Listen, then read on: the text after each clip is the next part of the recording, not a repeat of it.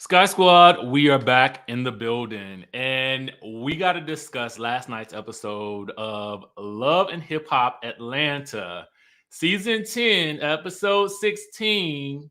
I do you? But you know what? I think the most important question is we got to just take a look at this gown, baby. We got to take a look at this gorgeous, gorgeous, gorgeous gown and ask ourselves why in the world Reco Chapple would think to himself, let me be late for this woman's wedding. Why would he do that? Why would he do that? We're going to get to that in just 1 second, the answer to that. But before we do that, welcome to the chat. I see you guys. Let us know where you're watching from. And I'm going to go ahead and rate this episode. I'm going to rate it an 8 because they had a lot of suspenseful moments that were killing me. So I need you guys to go ahead and rate the episode in the chatterization as well because I want to know what you think, okay? Ebony says Reco Chapple did good. He made a human error for getting her undergarments. Anyone could have done that. Well, you know what? I always say it's best to just head right to the source. So why don't we just ask Reco Chapple ourselves? Reco, why in the world was you late getting this girl her dress? You want to fight? You know I don't mind. I don't mind. So I'm gonna be honest. I wasn't late. Okay, give us the I tea. wasn't late. I wasn't late. I did leave the undergarment on the table, but first of all, I shouldn't have had the undergarment. Let's get that absolutely clear. And second of all, they gave me the wrong address. They gave me the building. They gave me the address to the CNN parking deck. Nobody knew where the wedding was. So I'm like, where is the wedding? So hold up. Let's go back. Okay, take us back. We got to go way back to even the wedding dress because people think I had all this time to do this wedding dress. I actually met Kendra in the mall at Phipps. She was in a store looking at a wedding dress. I was in there talking to my friend. And no, let me stop, and because I said, I ain't using the term friend loosely these days. I was talking to a person I just run into all the time, ain't even an associate. And she came in looking for a dress, and she was like, "My wedding is in like 2 months." Okay, hold on for a second. You got a little bit of static. It just kind of popped up in there. Okay. See if you can wiggle your phone or something. Mic check. 1 2 1 2. Now talk again. Can you hear me now? We can hear you. It's just a little bit of static. Really? Okay. So he was like, we can't do a dress. We're gonna need at least 6 months, but Reco should be able to do the dress. Okay, well, what's she looking for? She said she wanted something simple, clean, blah blah blah. Is it still staticky? It's still a little bit staticky. I'm gonna pull up the dress right now though while you're talking. Okay. So I said, okay, meet me at your studio. And I think at the time, the wedding may have been in September. So she paid me her money. I started working on the dress. I called her for a fitting. She told me that Reco, the wedding is off. She told me that the wedding was off. Don't worry about it. It may change. I'm tired of this. I don't even know if I want to get married now. What? So I stopped working on the dress. Right. And boom. So I get a call randomly and said, Reco, the wedding is on. Can you film for a fitting next week? I think maybe Wednesday or Thursday. And the wedding is that weekend. So let me recap. You were initially contacted and told that it was going to be in September. Right. Then it was called off. Okay, like no wedding. Stop No working wedding. on this dress. Don't do nothing. All the money was mine. Okay, so you had already been paid. I already been paid half. Was paid half. Okay. The dress was $5,000. Okay. I think that's a good amount for a spectacular gown like this that's gonna be worn on TV. And I think that's industry standard for you to get half while you're working and then get paid once it's done, right? Okay, so then you're told, listen, it's not going to happen. And then when did you find out that it was going, like how much time had passed?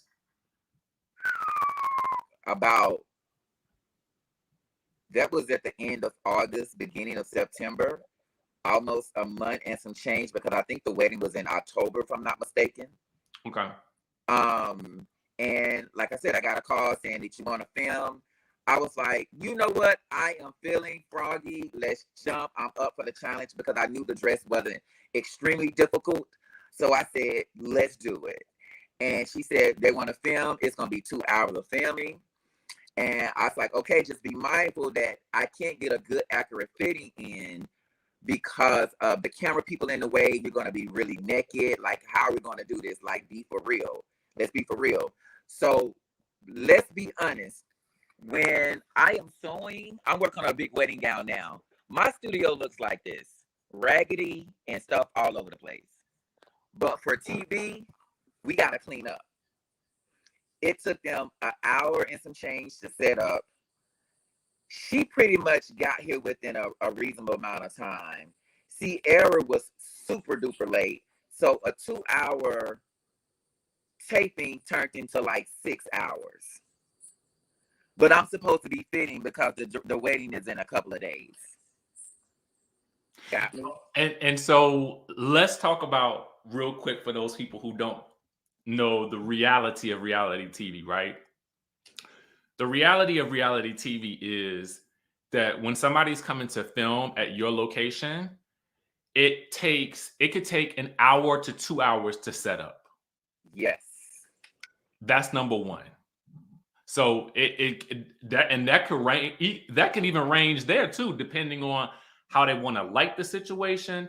Then they got to mic everybody. They got to test the mics. It is a lot. And sometimes and then sometimes they have to get approval for the shots.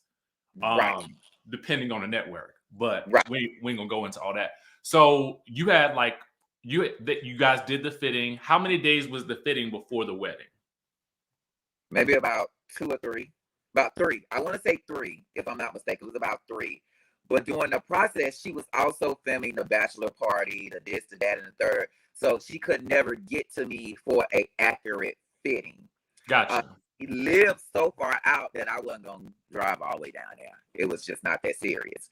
Right. So when you saw on the show that I fitted her for a white satin number over her clothes, who fits over clothes? Right? So that was what she wanted, but that's what I didn't want her to have, because I told her that it looked cheap. So I said, this is the fabric that you chose, but this is the fabric that I want to use. So when she saw the fabric that I wanted to use, she was like, I do like that better. So the stuff that I already done, I scrapped it and did it over. Okay, I scrapped it and did it over with no charge at all. So they wanted to film me working on the wedding gown, but I couldn't let them do it because they would have been in the way. And I did the same thing to Carlos King. Working on Candy wedding dress. Oh, Candy. Okay. Yes, and that's why he pulled that whole stunt about the garment bag, not having a garment bag. He told Derek J to say that to Miss Lawrence. You feel what I'm saying? And I'm telling y'all this because I'm gonna go into something else. So maybe the night before the wedding, I had the bodice done, and I think because I didn't see the show. I mean, I'm gonna be honest, I don't watch Love and Hip Hop at all. But I see little clips and I hear certain things or whatever, and I just really kind of paid no mind. And so the little clip that they show of her dress is almost completed, halfway done, is the day before with an iPhone, because I wouldn't let any production come in, because we supposed to did that fitting early that day. And so now I'm having to finish up the train, attached it. So the day of the wedding, I'm headed to the wedding. They gave me this bogus address. I get to the CNN parking lot and I'm like, I'm looking around and seeing all these white folks. This is a love and hip hop production. Like I'm definitely at the wrong place. So I was like, okay, the parking. I was like, I'm looking for a wedding venue, and they was like, no, I don't know what you're talking about, but it's a something going on. I think it was like a sports event or something going on. So I called somebody. I was like, somebody need to tell me what the address is. Nobody knew, and somebody said it's the old Macy's building. I said, I know exactly where it is. So when I get to the Macy's building, I pull in front and I said, hey, I'm here, you know, blase, blase, blah. And mind you, it's jam-packed traffic in Atlanta. I'm here. I'm out in the car for 20 minutes. We're going to have somebody park your car. No, you won't. No, you're not. This is Atlanta, Georgia. You don't just have anybody park your car. You got to park your car and put hide everything on your seats, especially in the downtown area, because somebody may break in your stuff. So I said, nope. I went and parked. I walked around. I said, where is the back door so I can go in? Oh, we don't have no back door. So you mean to tell me I spent all them years studying architecture and engineering at Tennessee State University for y'all to sit up there and I'm going to believe that this place has no back door? Okay, my client just had a wedding here a couple of months ago. You're lying. Where's the back door? Oh, no, we want you to come in this door, da-da-da-da-da. So Sierra called me on my phone and said, Reco, where you at? The wedding 2 hours behind. Please, God, forgive me, because Sierra don't even talk to me to this day. I was like, B, get off my phone. I'm here. I've been here for the past 45 minutes standing outside. 45 minutes standing outside. Everybody's like, ooh, I saw the cameraman in the corner of a phone. I said, Sierra, you run a business. Don't play me like that. Don't play me. I wore her completely out. Don't play me like that.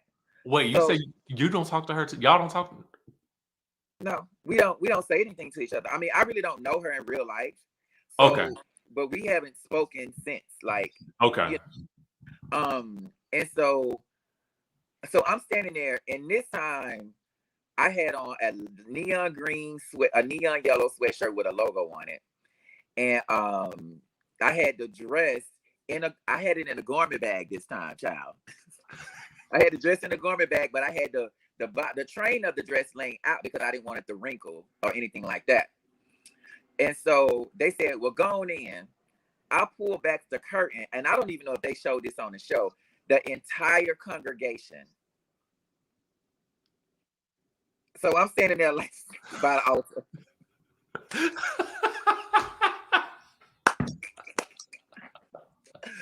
Oh my God.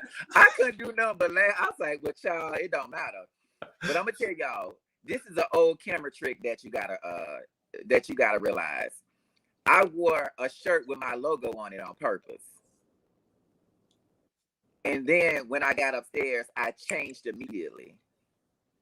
It was no continuity. They couldn't use the footage, I think. I don't know. But I knew that going into the situation. And so when I got there, Kendra hair and makeup was not done. Half the wedding party hair and makeup was not done. So I pulled out my cell phone and said, Sierra, am I late for the wedding? And she said, oh, no, you ain't ready. I mean, you ain't late. And I started filming everybody. Am I late? Red hair, da-da-da-da, and making jokes about it. And I put on all my clothes and still had to wait on her to get ready. And I think I stayed there maybe about another 2 hours before we even. Hold that thought. That's all. That's all the shit I need. Oh, I'm at the Sierra. Wedding time. Right. We ain't late, are we? No. That's all we need to know. That's all the shit I need. Oh, I'm at the Sierra. Right. We ain't late, are we? No. That's all we need. Okay, so I just had to go back to, because I saw that clip on your site, and I said, you know me. I Not was the like, receipts. Yeah. You don't put out the receipts. Oh my gosh, that was a good one. Thank you for that. So let me tell y'all what happened. Okay. I'm watching the show last night, right? I'm excited. I would tell there's so much more backstory for me that I will tell y'all later. But I was watching the show and I was like, why is Rico late for this wedding? In my mind, I had already had a clue. Just because I felt like I know how TV works, let's sprinkle a little drama in there and make it seem like he was late. Because I know ain't no way you was gonna be late for this girl's wedding. But for the sake of the show, I was like, okay, it does add a little extra, it does put a little extra stank on the drama, right? But I actually had seen your post and I text Rico this morning and I said, what's up? And I was like, what's up? When you ready? Okay, so I hated to interrupt you, but when you was talking about it, I said, let me pull up this receipt real quick because I remember it was on your Instagram. Okay, so you get there, bridesmaids not done, Kendra's not done. What happens? Where are you at this point? Are you in this? Are you in the backspace, or do Yeah, you? I'm in the backspace. She didn't have a bridal suite, and so one of the things that I developed with all of my brides is some type of relationship. And most of the brides, I actually have a relationship to this day after their wedding. I wanted her to be in a calm space, and I had to clear the room to make sure, I understand the wedding, this, that, and the third. I understand y'all shooting the show, but this is real life for this girl. She's already going back and forth and marrying this man with all these goddamn kids. And let her have her moment. So I cleared out the room and it was left like me, her mother, and I think her other aunt, like the eldest of the family. Mm-hmm. And they filmed me putting her in her wedding dress. And that was it. I mean, Kendra, I'm gonna be honest, Kendra was amazing. She kept it 100 with me. I can make it, I can't make it. It wasn't no shade going on. It wasn't. She was open to the change of fabrics. She was a great client to have. And doing her dress, it may look simple, but that dress was not easy. Kendra got a real body. She built like your auntie was back in the 80s. And so all that booty, real stomach, real boobs, like I had to put that corset in there. Like I really had to do my thing because a lot of designers get away with putting a bunch of rhinestones on dresses. And she was walking down the aisle with a simple, beautiful, clean dress. And one thing that I can say, it was about Love and Hip Hop that I love and I hate. Out of all the reality shows that's coming in as an extra, they actually paid me. They're actually paying me for those episodes that I on. So Bravo, that's why I'm never back on Bravo. Those other shows, WeTV, all those, they don't want to pay you. But Love and Hip Hop gets it, and I didn't even know this because I was just doing it because I was already getting 5 racks from Kendra. So I said whatever. They gave me my information. They said fill out this information. We're paying you for your location, and we're paying you for your time on the show. So I actually collecting 3 checks from the show. But what I don't like about it is an opportunity to support and celebrate a Black designer. I feel like the producers missed the ball and having conversations with people that graduate from Morehouse and these other HBCUs. I feel that they put a target on my back just as well as Carlos King did with that garment bag situation. You cannot. We got to celebrate our own. It's hard as hell out here already as a Black designers. When they did the articles on the blogs and Essence and all that, they did not talk about the designer. But if she would have had a Versace gown on or a Vera Wang, guess what they would have did? They talked about, she just got on the House of Chappelle. Miss Rico made that dress. It's none of that. And after going on 23 years in the game, I'm still fighting to just put a credit down. Just protect my brand and protect. If you want to have a show, we could have, me and Young Joc could have fought at the altar. I would have been all down for it, but pay me for it and give me my proper credit. But it's nothing like that. It's almost like they try to set you up to be humiliated across the world. and you get nothing. They had a professional place to film at. They had a wonderful place to film at. I didn't have to go rent nothing. This is how I live and work. This is what I come to work to every single day. But they took a chance and an opportunity to try to discredit my name and discredit my fame. And that shit ain't cool. That shit ain't cool.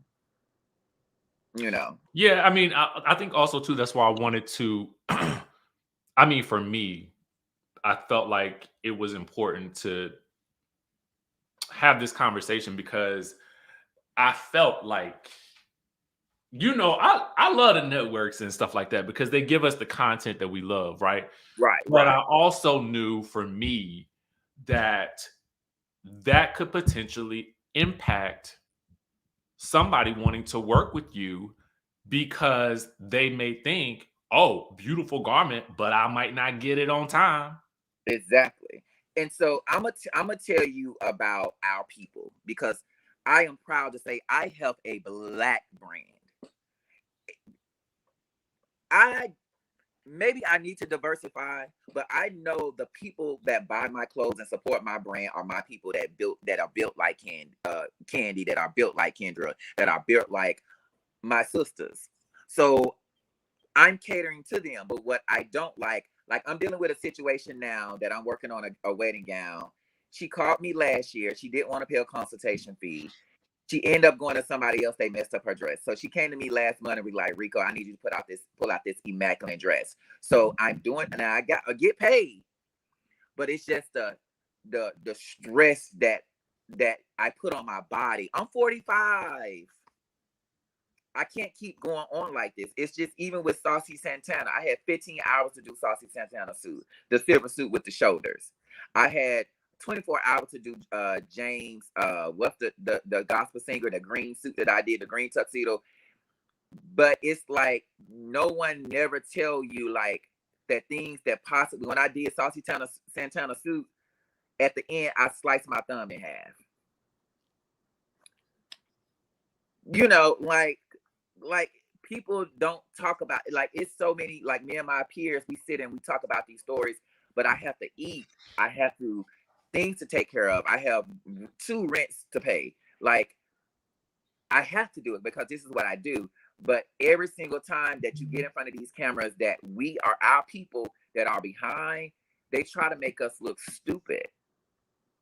They try to make us, but we're making the careers of we're enhancing the careers of Candy and enhancing the careers of Marlo. But as soon as they get a chance to make us look foolish, they pull some shit off, girl, late.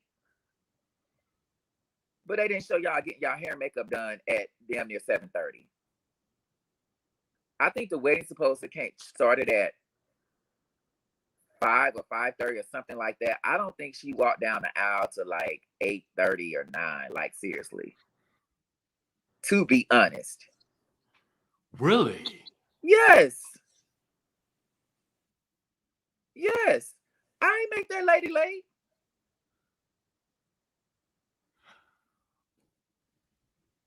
But I get the heat.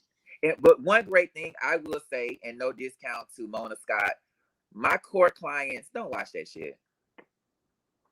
So that's why I'm like, I'm all in it for the checks. I'm waiting on my last 2 checks now. So, but on the other end, like I got selected as one of the top Black designers in Atlanta, Georgia, right? One of the guys at Neiman's for Neiman Marcus for Black History Month. One of the white guys was like, is he gonna bring his stuff in a bed sheet? That was 8 years ago. But they didn't tell the story that the dress was so big that it was in a huge U-Haul storage hanging box, and we couldn't fit it in a room because production was all in the way. But I wrapped the top part of the gown up in the sheet so it won't get caught onto the stones. And it was like, just bring it in a room like that. They told me to bring it in a room like that. They don't tell that story though. But it looks like, oh, Reco didn't even attempt to bring. He just threw the gown in the car in a sheet. No, it was wrapped up really nice in a huge box. But of course, I get the bad rap. But they keep calling me back for a reason, though. Because your stuff is good. Child. But I have to continuously fight, and especially to weirdos that watch these shows that really can't even afford and don't see past what they see on television. You know, but I will say, you know, if this would have happened 4 years ago, I would have been fighting. No, I'm good. I'm in it for the shits and shenanigans, and I'm in it for the check. You know, so I have to look at the positive of all the negative bullshit. Because at the end of the day, when my clients come in here in my studio and they see the wall full of fabrics and the rhinestones and the jewels, and I'm renovating next door to have even a beautiful, amazing fitting room, it kind of trumps all the bullshit that you see, you know, on TV. I understand. Listen, it'd be so much that all of us who work in this space like go through behind the scenes that people have no idea of. So it's also nice that I was able. And guys, let me tell you something. This was last minute. Like this was literally. So hold up, ain't you getting married soon? I'm already married. What happened to the wedding? We gotta have a wedding. Let me get some swatches, some materials. Look, we had a wedding. We had to do it small because it was doing the the corona. panoramic. So we had to do it like on the beach, real small crew. Oh, okay. I got you. I did tell you there is something else I'm working on that I would like some assistance on, but we'll get to that later. And I'm working on a big project too. I'm going to need you too, so we gonna scratch each other back. I'm working on a digital network. Okay. The studio. My showroom is next door. Is actually the studio. Okay. Oh, I got it. And I'm gonna tell you what kills me about what's going on in Atlanta, like with the Mariah situation and how they took Married to Medicine, with the Nene Leakes situation, with the Candy situation and that show and Marlo. I'm not understanding where you're talking about these $1 million girls, these $1 million, these millions of fans and these $1 million girls, but they can't come together to build their own network. So we don't have the stealing of shows. We don't have the racial discrimination. We make sure we have Black female producers in positions that understand the content, that have producers in place that protect Black men and especially Black gay men. I had a conversation with a celebrity that when you say that I'm difficult, that's almost saying this, like saying a Black woman is difficult. Nobody want to work with her. So if you're saying a Black gay man is difficult, nobody want to work with you. Nobody want to work with you. So I'm never understood why these girls won't come together and have their own network.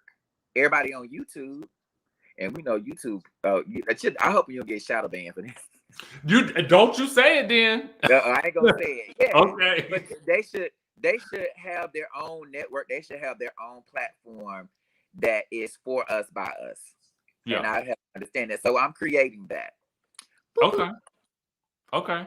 So I'm here for it. And I think that people, I tell people all the time, I think ownership is so key because it is really the only way that you will ever be in a space where you have the freedom, flexibility to do as you please and get paid as you deserve, but also say no to things that do not serve you.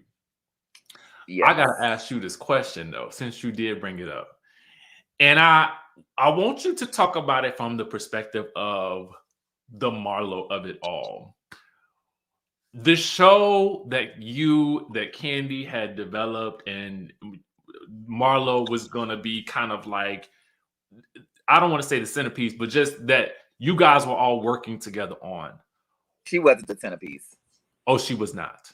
I was. Oh. And I didn't want to sign a contract either. Why? So you got to think about it. This is a real sensitive subject because at the end of the day, here in Atlanta, we all family. Like me and Candy, that person that said I was difficult to work with was Candy. And it cringes me because I actually really care about Candy. And I even still eat off the Candy wedding special to this day. But when they gave us the first contract, the money was so low. It was like, and I had just got out of a relationship. I was about to be married. I moved to LA. I was in a real dark space in my life. I wasn't ready mentally to do shows. I either was going to probably jump off a building or hurt somebody. And I knew I wasn't going to jump off a building because I love myself. I was going to strangle Funky Dineva, okay? Because, he was a part of the show as well. And when but y'all in a better place at this point. Oh yeah. When I tell you, I hung out with my brother. Our birthdays are August 20th. We just had a birthday. And happy! I didn't know yours was the same day. Happy birthday! Happy belated. Thank you. And so, when they gave us the contract, so here's the deal: when you're working with producers, it's like good cop and bad cop. I don't know what Candy was doing, but what was coming from us, from the producers and from the people that was working, the quote unquote, not necessarily WeTV or whoever, they was really lowballing us. And one of the things, I'm a vet, baby. I can make a show out of this water bottle right here. They used to call me and ask me about, because Funky Dineva would quit. They would be like, okay, you got to get Funky Dineva back. You got to do this. I was helping people get storylines. I was doing this, yada, yada, yada. But what they was asking us for, one of the requests that I made was that I needed a budget for a big event, because they said, Reco, you're like the Nene Leakes of the show. Everybody knows you when it comes to fashion. Every interview, everybody said your name and they have a relationship with you, right? And then it was pretty much me and Marlo at the top. We was coming on. I was just moving back in town. She was financing the business. We made up this cute little storyline, right? And I asked for protection when I do press run, because I get a lot of threats when I get on television. It's weird. And the funny part is I get a lot of threats from like Black gays. And then I asked for a bodyguard. I also asked to fly Delta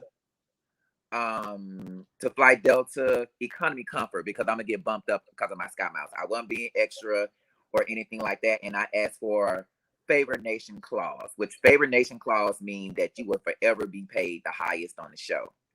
It was either that or let me go on first season and not get paid at all, and I'm gonna show you my magic, and y'all gonna want to pay me whatever number, because I know I'm gonna deliver a dope ass show. And they didn't want to do it. And so when we finally came to an agreement, I called Candy. I text Candy and Todd, and I said, okay, I got it. And that's when they gave me the news that the network said no. Marlo said I wasn't gonna never sign a contract because it was just done. It was not in our best interest. It just wasn't. And it's about knowing your worth. And at the time, and now let's be clear. At the time, I was flat broke. I had just moved back from LA. I think I had like $500 in my pocket. I was renting out a house in East Point that I ended up renovating myself. I was just getting back on my feet, just being in a better mental space, and staying away from trouble. Just staying away. It was that whole deal with Married to Medicine went sour. Me and Quad was no longer talking. I had lost my best friend Mariah. It was just a lot of stuff going on. I just was not in a mental space. I did not care about doing the show. If I was gonna be paid, I wanted to be paid very well. And what they came to us like with a couple of $100 per episode at first. And then they came with us. They finally ended up saying, okay, we'll end up giving y'all like $2,000 or $2,500 per episode. But you got to think about two people that was the main characters of the show. I can make that sewing at home in my boxer shorts. So it was unfortunately, and then so after it happened, it didn't go through. Several people were saying that, I hate to even repeat it, that Candy was saying that I was difficult. And I called her, I said, Candy, I understand, but I told you that I was not in the mental space to do the show. I said, you saying that I'm difficult is like I'm a Black gay man in this industry. People don't want to work with you if you saying that I'm difficult. I'm gonna be honest, I don't take this shit serious at all because I think it's kind of funny. I make clothes and charge a lot of money for it.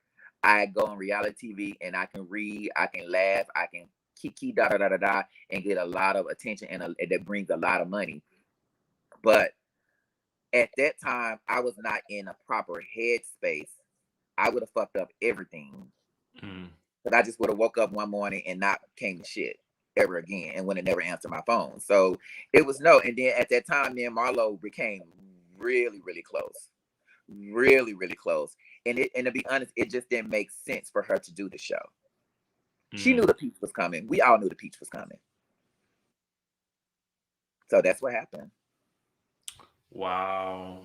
Yeah. I think there's something that you said in that too that I think I really want to highlight. I mean, because I think that a lot of times people will look at, an interview or something like that, and then, people will take different pieces of it.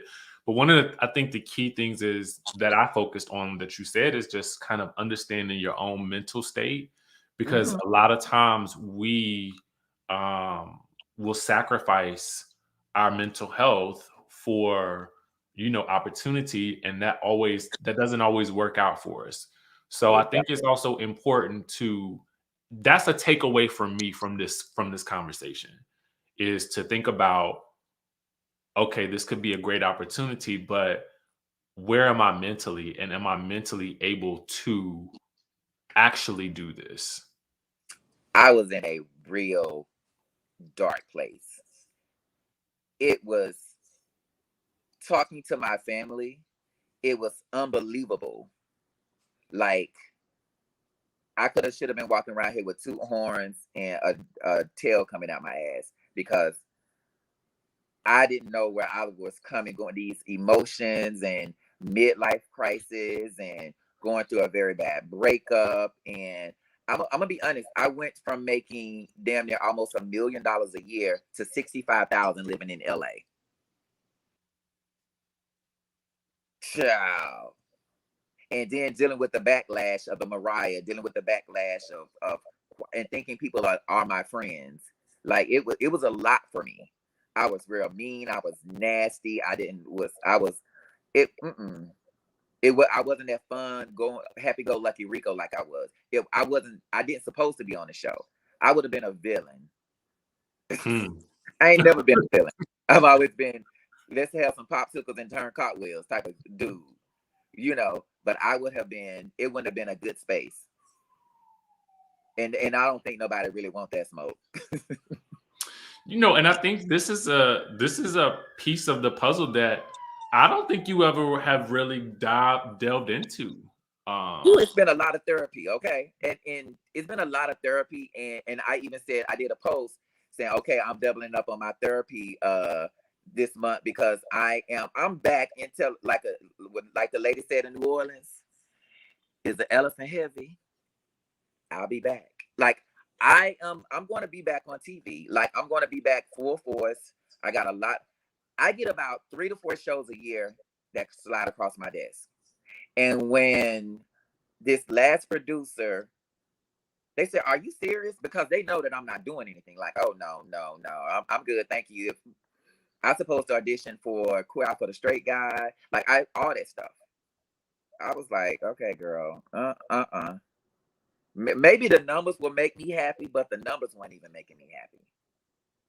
It had to be here first. And now I'm just at a better space that I can even talk about it. Yeah. Which it's like you wearing tight underwear. Like you take them off and throw them in the corner. You like, woo, So I'm just at a better place, and that's why the Love and Hip Hop. I laughed, but I was like, y'all ain't finna play me like this. I'm finna take girl, I'm finna fight y'all on this one, and I can laugh about it. Well, listen, I want to say first things first. Shout out to Love and Hip Hop for at least having the good sense to call you up and say, "Hey, let's work." I hate I hate that they painted you as being late, but I'm glad that you got the opportunity to clear it up, not only on your own platform, but just over here in conversation. Yes. thank you for being available. I know, again, it was last minute AF, but you came through, and I'm super excited about that. And whatever you need me, you just let me know, and I'm only a phone call away. Okay, and thank you for having me. Absolutely. Sky Squad, listen, this has been again, a surprise, but a wonderful one nonetheless, because we got a lot of great info. And I hope you leave this conversation with more than just even doing the show, just like a little bit of mental inspiration and just an idea of having mental clarity when we operate and when we move, so that we make the best moves for ourselves as we continue on, especially as Black people, because a lot of times we don't seek therapy, or we don't really seek that mental space, because this hustle spirit is ingrained in us. But I think this conversation shows that sometimes you got to take a step back in order to take a couple of extra steps forward. All right. So, Reco, I will have all of your links in the description of this video, so they'll know exactly where to go to find you and all of your stuff. Thank you. Anything else you want to promote before we head on out? Yes, hold on, right quick. Hold on. Okay, I got this new bag.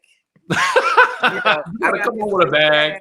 It's Chappelle. It's very Chanel inspired, but that was the whole thing of it. I want a person, when you walk in the room, I want them to look and be like, oh, I know that name. It's Reco Chapple. Like, boom, that's my bag, my short set I got on, my hat. I got men and women stuff. So just support the brand. Like, I've had ride or dies for years that, regardless of how people try to paint me on television or whatever, they have stuck with me. You know, that's my man. I'm gonna stick beside him, you know, type of deal. So just continue to support the brand, and if you know, support your local Black designers and take care of them babies, because we go through a lot, and everybody don't make the same type of money that I do, or can demand the type of money that I can do. Because it's even like the girl that I was saying about the wedding dress, and the girl messed up her dress. She was charging the girl like $2,000. I said, girl, your materials for your dress cost $2,000. What is she gonna do with that? You know, so just make sure you take care of your artists and take care of your people, and I really appreciate it. Well, there we have it. All right, Sky Squad, we is out of here, and I will catch you guys in the next video. Oh, y'all know what? I'm gonna let y'all dance your way on up out of here. Okay, here we go.